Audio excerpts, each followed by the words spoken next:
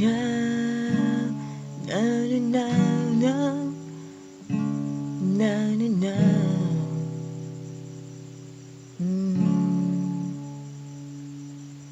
หยดน้ำตา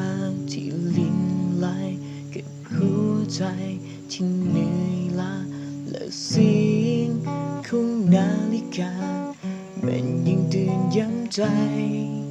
ว่ารักเรามันจืดจางหมดหนทางที่ต้องเดินต่อไปแล้วหัวใจ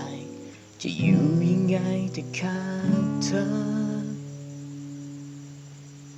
ทุ่มเทให้ทั้งชีวิตเพื่อพิชิตใจแต่เธอเก็บทิ้งฉันง่ายได้ไม่เหลือใจมีแต่ความเจ็บช้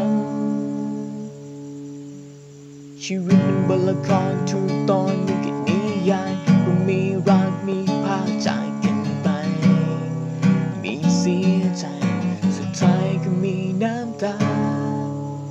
วันเวลาที่ฉันทุ่มเทให้เธอไป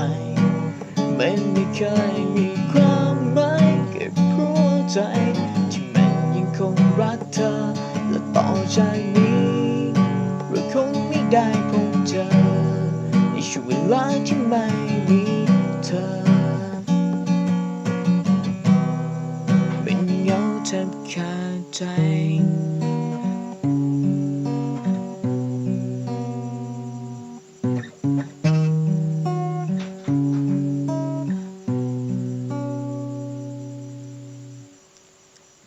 ฉันใช้ทั้งชีวิตเพื่อพิชิตใจ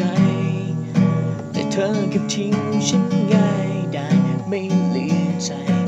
มีแต่ความเจ็บช้ำวันเวลาที่ฉันทุ่มเทให้เธอไปมันไม่เคยมีความหมายกับหัวใจที่มันยังคงรักเธอ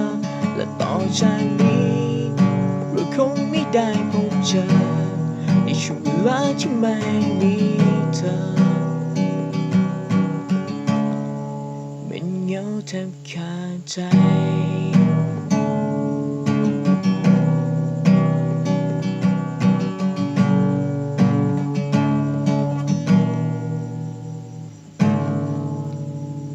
ฉันใช้ทั้งชีวิตเพื่อพิชิตใจแต่เธอเก็บทิ้งฉันง่ายได้ไม่เหลือใจ